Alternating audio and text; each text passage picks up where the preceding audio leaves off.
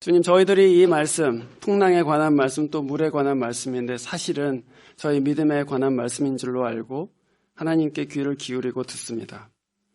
저희 마음 가운데에 말씀해 주시고 또 주님 말씀하실 때 우리 믿음이 살아나고 우리 믿음이 더 강해지고 그리고 하나님 붙잡는 그런 믿음이 저희 가운데 성숙해지는 시간 되도록 은혜 베풀어 주시옵소서. 주 예수 그리스도 이름으로 기도합니다. 본문은 표면적으로는 사실은 물에 관한 것입니다. 풍랑이 일어나서 배에 막 물이 들어오기 시작하고 배는 가라앉고 그래서 굉장히 위급한 상황 가운데서 제자들이 예수님 막 깨우면서 예수님 우리가 죽게 됐는데 왜 돌아보시지를 않습니까? 하고 이렇게 항변하는 그런 내용이죠. 그런데 그것은 표면적인 그런 문제이고 진짜 이 본문에서의 중심 주제는 뭐냐면 두려움입니다. 아까 제가 수영 예에서 말씀드린 것 같이 물은 나를 지지하고 있는 것이지 나를 빠뜨리는 것이 아닙니다. 그러나 물을 두려워하기 시작하면 나는 빠집니다. 여기서도 풍랑이 일고 있지만 그러나 나는 예수 그리스도와 함께 있습니다. 그 그리스도를 믿지 못하면 나는 그 풍랑에서 빠지기 시작합니다. 주님께서는 왜 두려워하느냐 하고 물으셨습니다. 왜 두려워하는가? 그 제자들이 처음에 어떻게 생각했을까요? 아니, 지금 이런 상황에서 누가 두려워하지 않을 수가 있단 말인가 하고 생각했겠죠. 근데 주님께서 하고 계시는 이 말씀, 왜 두려워하느냐 그 말씀의 이면에 무엇이 있습니까? 두려워할 이유가 없다는 것입니다. 왜 두려워하느냐? 내가 천지를 만든 하나님인데, 내가 이 바다를 잠잠케 할 수 있는 바로 그 하나님인데 너희가 나와 같이 있는데 어떻게 두려워할 수가 있느냐 그 말씀이죠. 이 상황은 너를 무너뜨리지 않는다. 너를 무너뜨리는 것은 이 상황이 아니고 사실은 너의 두려움이다 그 말씀입니다. 왜 두려워하느냐? 믿음을 우리가 잃어버리면 하나님께 대한 믿음을 잃어버리면 우리가 그 하나님을 바라보는 그 영혼의 시야를 잃고 나를 괴롭게 하는 상황을 보기 시작하고 나를 계속해서 끌어내리는 그런 어려움을 보기 시작하면 나는 그 어려움과 함께 내 두려움과 함께 가라앉게 된다는 말씀이죠. 내 몸가짐이 부자연스러워져요. 살려고 발버둥 치기 시작합니다. 그런데 살려고 발버둥 치면서 하나님을 붙잡아야 되는데 그냥 발버둥 치고 있으면 가라앉는다는 그런 말입니다. 내 상황이 나를 망가뜨리려는 것으로 보이기 때문이지만 사실은 상황이 망가뜨리는 것이 아닙니다. 내 두려움이 나를 밑으로 끌어내리는 것이죠. 물에 빠진 사람 여러분 혹시 구해보신 적 있습니까? 물에 빠진 사람, 물에 누가 빠졌을 때 막 허우적대면서 살려달라고 할 때 수영을 아무리 잘하는 사람도요, 물에 빠진 사람이 막 구해달라고 하는데 바로 가서 붙잡아서는 안 됩니다. 안전수칙은 그 사람이 충분히 물을 먹고 그리고 힘이 쫙 빠져갖고 막 드라운 되려고 할 때 그때 가서 머리를 붙잡고 나와야지 괜히 불쌍하다고 빨리 가서 댐겼다가는 그 사람이 당신도 붙잡고 같이 빠져 죽는다. 이제 그렇게 돼 있죠. 그 사람이 힘을 잃고 물에 드디어 자기 자신을 맡길 때야 그 사람은 떠오를 수 있어요. 그리고 그때 가서는 머리를 이렇게 잡고 그리고 이제 끌고 나오는 거예요. 말하자면 살겠다고 힘을 주면 줄수록 가라앉고 그 물에 그냥 어쩔 수 없이 힘이 빠져서 그 물에 나를 맡기게 되면 뜬다는 말입니다.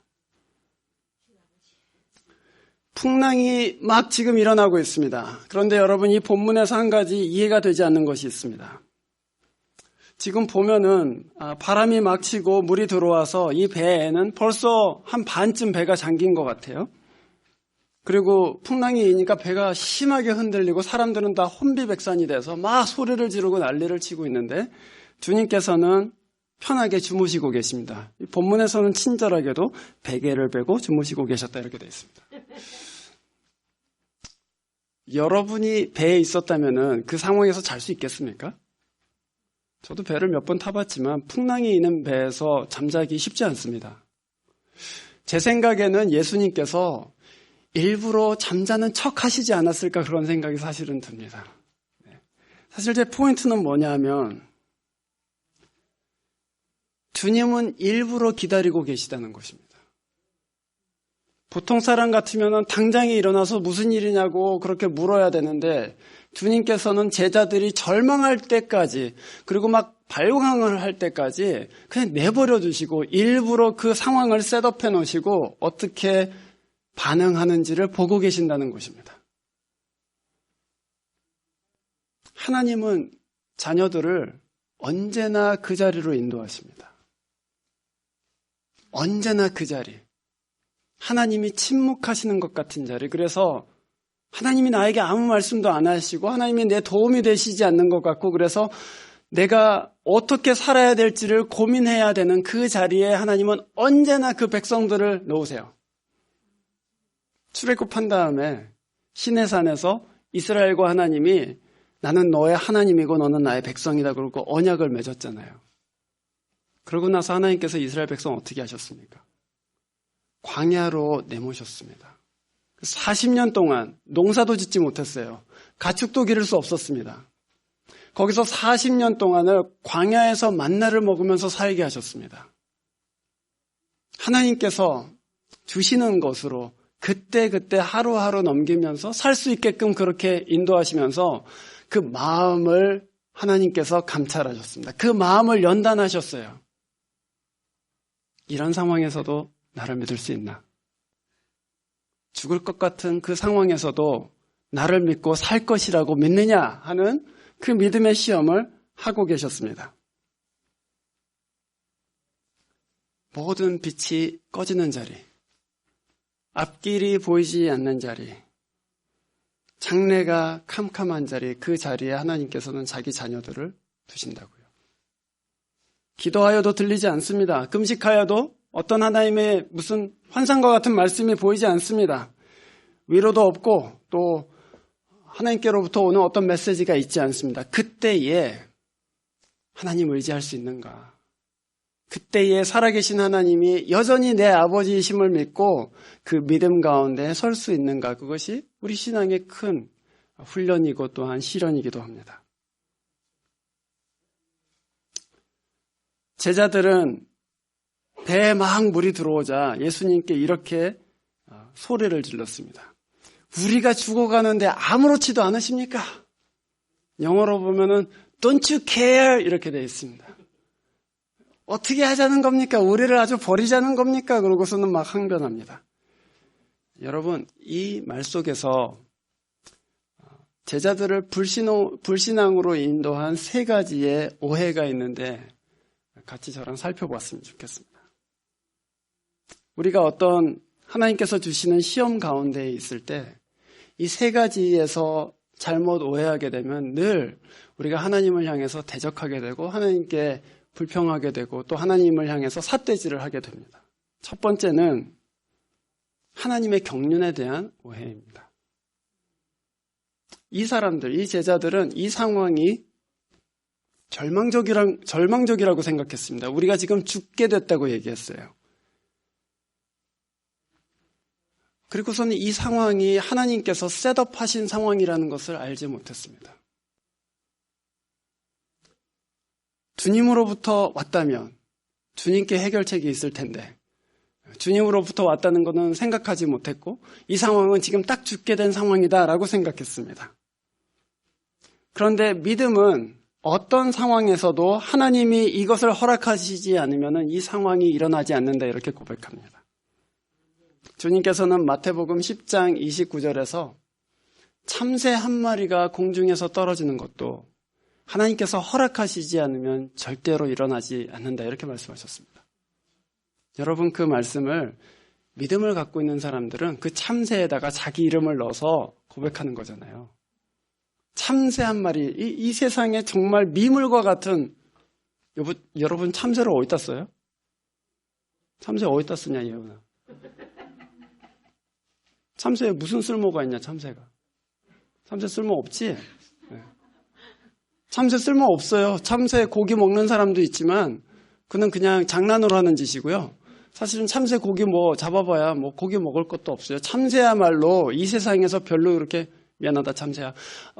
그렇게 쓸모가 있는 동물이 아니에요, 사실은. 그런데 하찮게 보이는 그 미물 하나도 땅에 떨어지는 것은 하나님의 뜻에, 하나님의 허락하심이 없이는 떨어지지 않는다 그랬어요.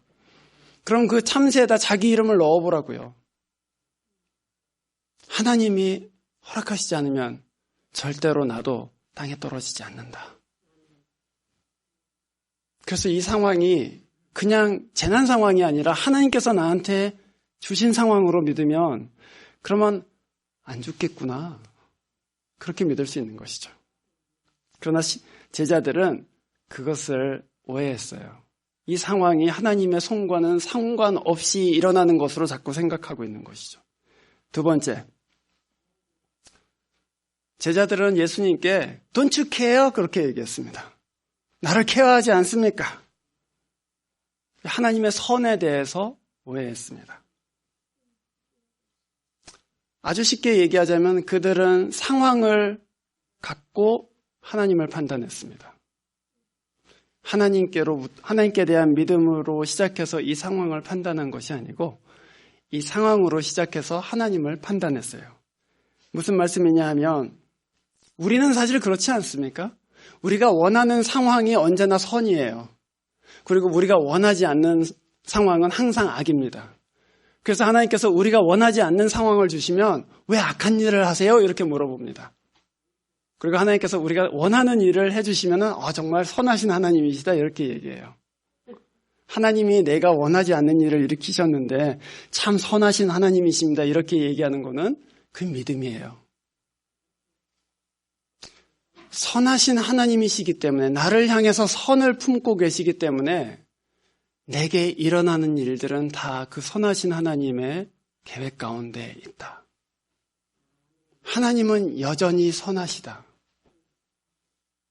내가 원하는 것으로 하나님을 선하다, 악하다라고 말하지 않아요. 하나님이 선하다는 것을 믿고 내 상황을 다시금 생각해요. 그래서 시편 119편 71절에 시편 저자가 이렇게 고백합니다. 고난당한 것이 내게는 오히려 유익하게 되었습니다. 그 고난 때문에 나는 주님의 율례를 배웠습니다. 내가 원하지 않는 상황이 일어났는데 그것이 나에게 유익한 것을 알았다. 그 말은 무슨 말이냐면 내가 선이라고 생각했던 것이 나에게는 악이었고 내가 악이라고 생각하고 피하려던 것이 내게는 선이었다. 그 말이에요. 하나님이 내게 선을 행하셨다. 그 얘기입니다. 세 번째로 제일 중요하죠. 하나님의 사랑에 대해서 오해했습니다. 하나님을 궁극적으로 깊이 사랑하지 아직 못하고 있습니다. 그래서 그 사랑에 대해서 오해하고 또 그 사랑에 대한 확신이 없고 그래서 요한일서 4장 18절에 보면 온전한 사랑은 두려움을 내어쫓는다 이렇게 되어 있어요. 왜 그럴까요? 온전한 사랑, 완전한 사랑은 두려움을 내어쫓는다. 왜 그렇습니까? 사랑은 언제나 같이 있고 싶어 하기 때문에 그래요. 언제나. 지난 월요일 날 우리 발금자매하고 제임스하고 시빌 매리지를 했습니다. 근데 그 혼인신고한 거예요, 사실은. 저도 몰랐어요. 결혼식인 줄 알았어요. 그래서 가서 예식을 해야 된다고 해갖고 저도 목사 가운까지 다 입고 가갖고 예식을 했는데 물론 시빌 매리지라고 하는 건 알고 있었지만 또 그 결혼식을 하는지는 몰랐죠. 근데 하여튼 두 사람에서 이제 사랑하는 사이로 결혼을 했단 말이에요. 그 사랑하면 어떻게 돼요? 어떻게 해서든지 같이 있고 싶잖아요. 어떻게 해서든지 같이 있고 싶단 말이에요. 완전한 사랑은 네가 죽음에 처해 있어도 내가 거기에 있을게. 네가 절망 가운데 있는 그 자리에 내가 거기 있을게. 그게 완전한 사랑이에요. 그 완전한 사랑 가운데에는 언제나 나 혼자 있지 않아요. 항상 같이 있어요. 그래서 둘이서는 어둠 가운데 있어도 두렵지 않습니다. 예수 그리스도께서는 우리가 철저하게 혼자 있을 때에, 죄와 죽음의 권세 가운데서 철저하게 혼자 있을 때에, 그때 우리를 완전히 사랑하셔서 내가 너랑 같이 있을게 하고서는 하늘 보좌로부터 이 땅에 내려오셨습니다. 그래서 그 예수 그리스도의 완전한 사랑을 내가 깊이 받아들이면 두려움이 없어지는 거예요, 사실은. 하나님이 나랑 같이 계신다. 그 예수 그리스도가 내가 가장 낮은 곳에 있어도 거기에 같이 계신다. 그게 여러분 시편 23편 고백 아니에요? 내가 사망의 음침한 골짜기로 다닐지라도 해를 두려워하지 않을 것은 주께서 나와 함께 계십니다.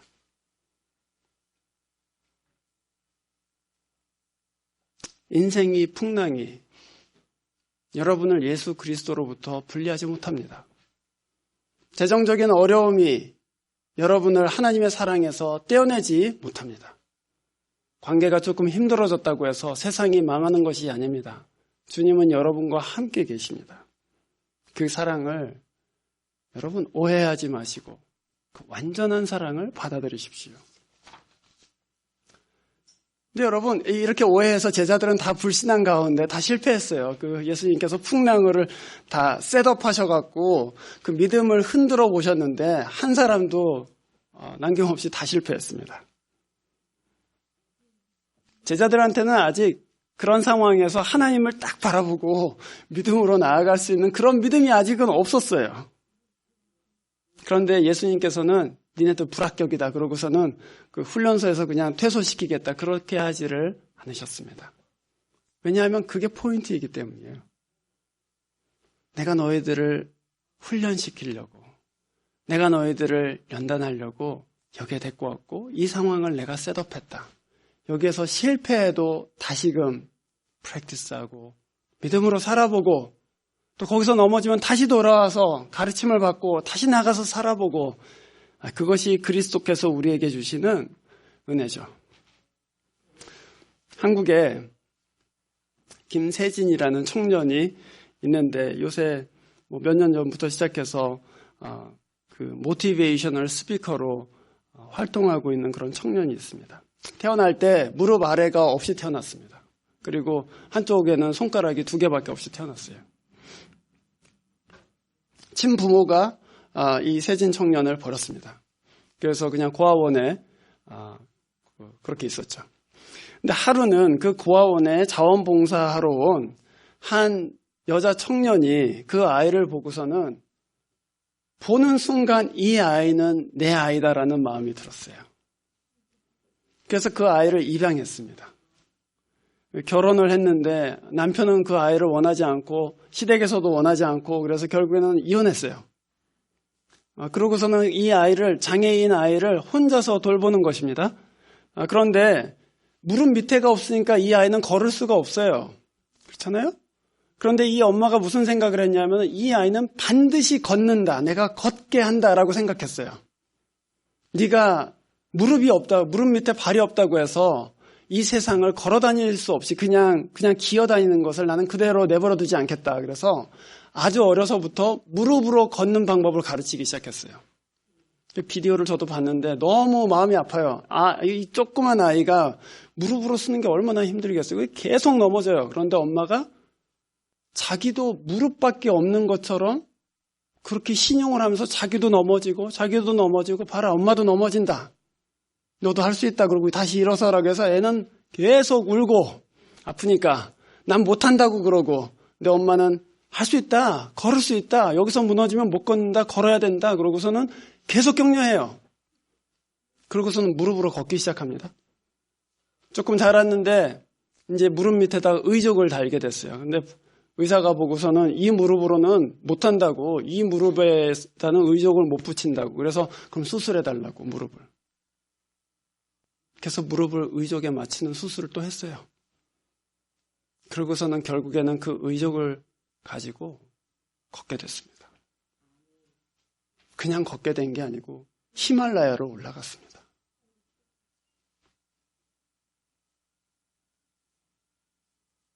무엇이 세우는 거죠?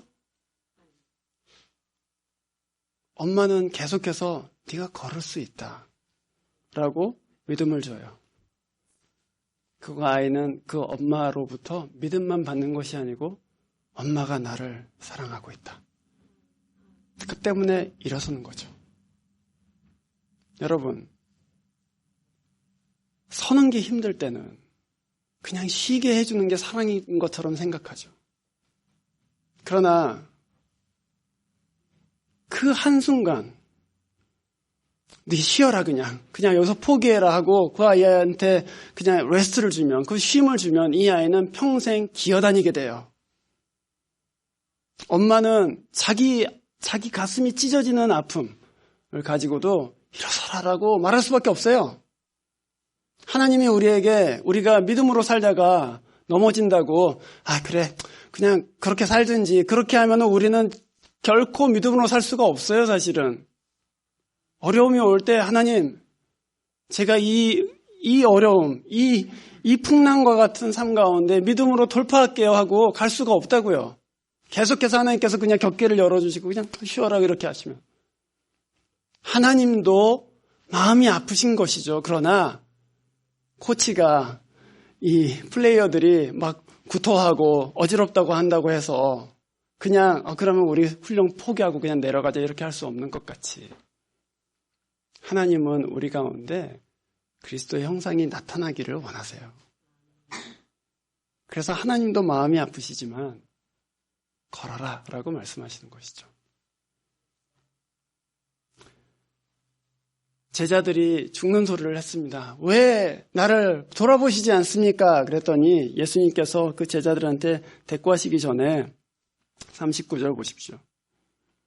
일어나서 바람을 꾸짖으셨다. 바람이 갑자기 잔잔해져 버렸습니다. 고요하고 잠잠하여라 그랬더니 한 말씀에 이 바다가 고요해졌어요. 제자들이 창피할 정도로 고요해졌습니다. 막 발광치고 있었는데 예수님께서 Be quiet 딱 그러니까 갑자기 바다가 조용해지면 눈 창피하잖아요 이게. 여러분 그런 거예요. 여러분 발광하다가 하나님께서 상황 딱 정리해 주시면 갑자기 창피해지잖아요. 내가 믿음으로 좀 담대하게 서볼 걸 괜히 거기서 막 떼쓰고 막 울고불고 했었는데 하나님께서 다 해주시는 걸 너무 내가 오버했구나. 중요한 건 무엇입니까, 여러분? 하나님은 한 말씀으로 이 상황을 해결하셨다는 것입니다. 성경에 나오는 여러 사람들 중에서 주님께서 그 믿음에 놀란 사람이 한 사람이 있습니다. 이스라엘 사람이 아닙니다. 로마 사람이에요. 백부장입니다. 마태복음 8장에 보면 자기 종을 병에 걸렸으니까 구해달라고 백부장이 예수님께로 나옵니다. 그래서 저희 종이 심각하게 병 걸렸는데 고쳐주십시오. 그랬더니 예수님께서 이방인이 와서 고쳐달라고 하니까 그것도 지체 높은 군대 장관급의 이 사람이 와서 고쳐달라고 하니까 기특하다 그러고서는 그 사람이 어디 있냐? 내가 가서 고쳐주겠다 그랬더니 그 사람이 저희 집까지 오실 필요가 없습니다. 저도 군인인데 저희 부하들 보고 이렇게 가라고 하면 이렇게 가고 저렇게 가라고 하면 저렇게 갑니다. 그냥 한 말씀만 해주십시오. 딱 얘기했어요. 그랬더니 예수님이 너무나도 놀라셨어요. 난 이런 믿음은 이스라엘에서 본 적이 없다. 요점이 뭐예요? 한 말씀만 하십시오. 그거예요. 주님은 한 말씀만 하시면 됩니다. 가실 필요도 없고 이렇게 손을 얹으실 필요도 없이 그 한 말씀만 하시면 다 됩니다. 그것으로 끝납니다.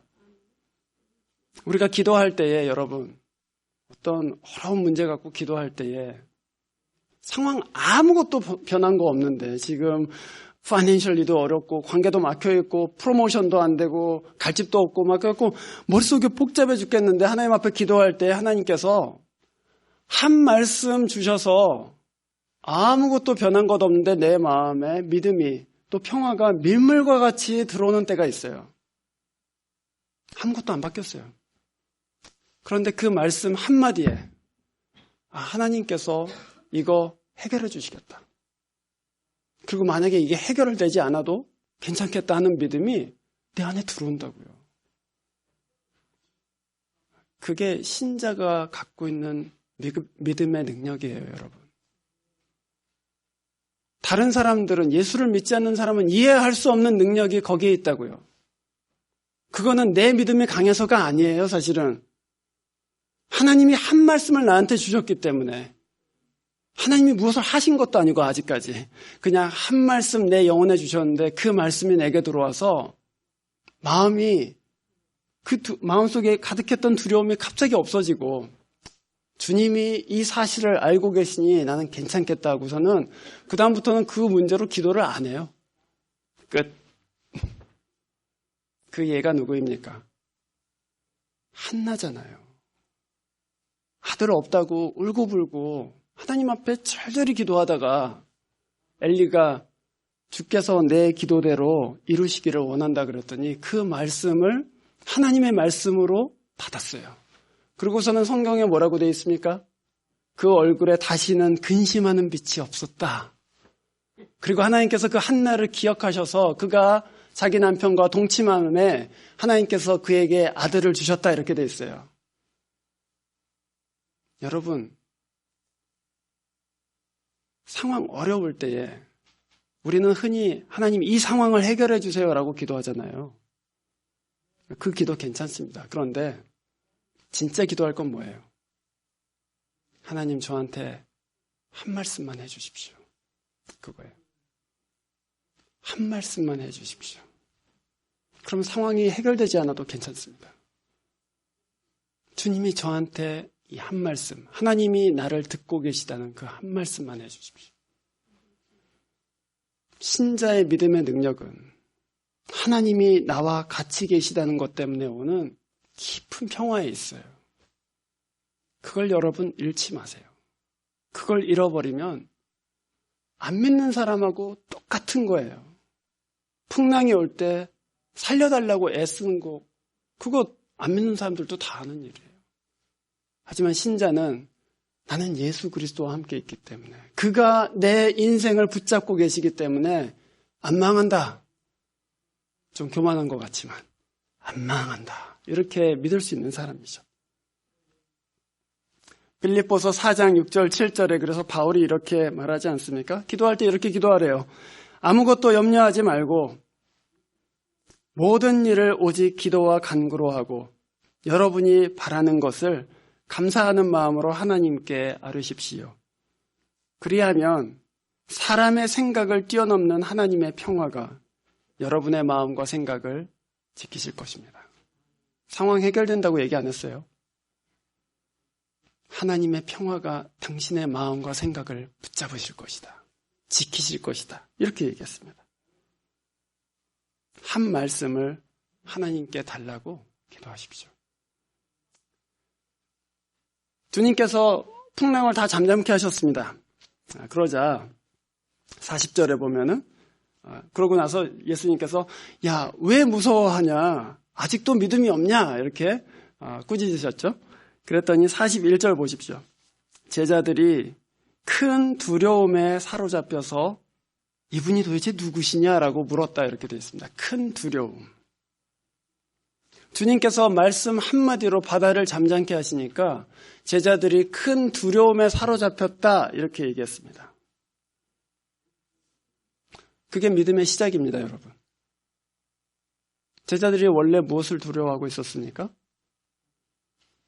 풍랑을 두려워하고 있었죠. 맨 끝에는 무엇을 두려워하게 돼요?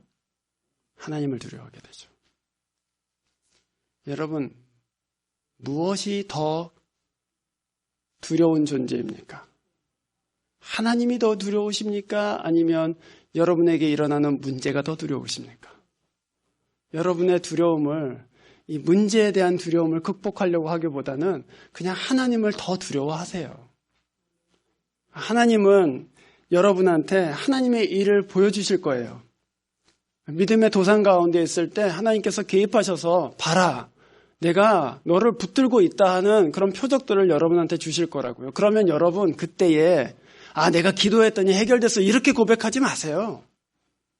이렇게 고백하기, 그 고백도 좋은 고백이긴 하지만 사실 진짜 해야 될 고백은 뭐냐면은 주님이 진짜 능력 있으신 분이라는 것을 제가 이제 두려워하게 됐습니다. 이렇게 고백해야 되는 거예요, 사실. 하나님에 대한 고백으로 그 상황을 마무리 지어야 되는 거예요. 내가 기도했더니 들으셨다. 이거는 그 두 번째 나와야 될 고백이에요. 하나님은 이 모든 것보다 크신 분이라는 것을 알게 되었습니다.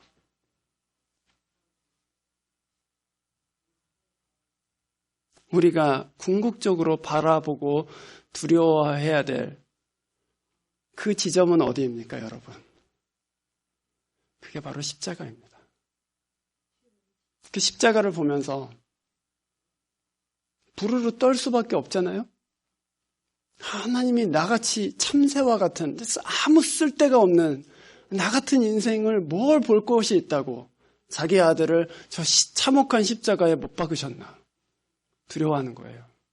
나를 이렇게 귀하게 여기시는가. 그리고 그 두려움으로 하나님 앞에서 살기 시작하는 거예요. 하나님, 제가 하나님 손 안에 있는 참새가 되겠습니다. 하나님이 돌보시는 참새가 되겠습니다. 제가 그냥 이 세상을 아무렇게나 떠돌아다니는 그런 철새가 아니라 하나님께서 귀하게 여기셔서 허락하시지 않고서는 절대로 떨어지지 않는 그 초라한 참새, 하나님 손에 있는 그 참새가 되겠습니다. 그게 신자들이 갖게 되는 믿음의 출발점인 하나님에 대한 두려움이에요. 그 두려움을 여러분 회복하십시오. 우리가 그 하나님을 적절하게 정말 하나님께 합당하게 두려워하기 시작할 때 그때 우리 마음속에 진짜 평화가 임하는 거예요. 그리고 우리는 이렇게 고백할 수 있습니다. 로마서 8장 31절. 만일 하나님이 우리를 위하시면 누가 우리를 대적하리요. 하나님이 여러분을 위하시면 누가 여러분을 낭만케 하겠습니까? 누가 여러분을 망하게 하겠습니까? 누구도 그렇게 할 수 없습니다. 이 믿음의 연단, 하나님께서는 여러분을 여러 번 그렇게 셋업하셔서 연단하시고 실패하면 다시 해봐라. 또 무너지면 다시 해봐라. 그러고서는 밀리언 타임 여러분한테 세컨 찬스, third 찬스 그렇게 허락하실 것입니다. 이 믿음의 경주에서 잘 훈련받고 연단되어서 그리스도의 형상이 우리 가운데 완전히 드러나기를 주의 이름으로 축원합니다. 기도하겠습니다. 주님, 모든 상황 가운데에서 하나님의 주권을 인정하고 그리고 내 판단이 아닌 하나님의 선을 근거로 해서 하나님 내 상황들을 생각할 수 있도록 은혜 베풀어 주시고 나를 위해서 자기 목숨을 주신 그리스도를 보면서 하나님의 사랑을 믿을 수 있도록 도와주시옵소서. 예수 그리스도 이름으로 기도합니다.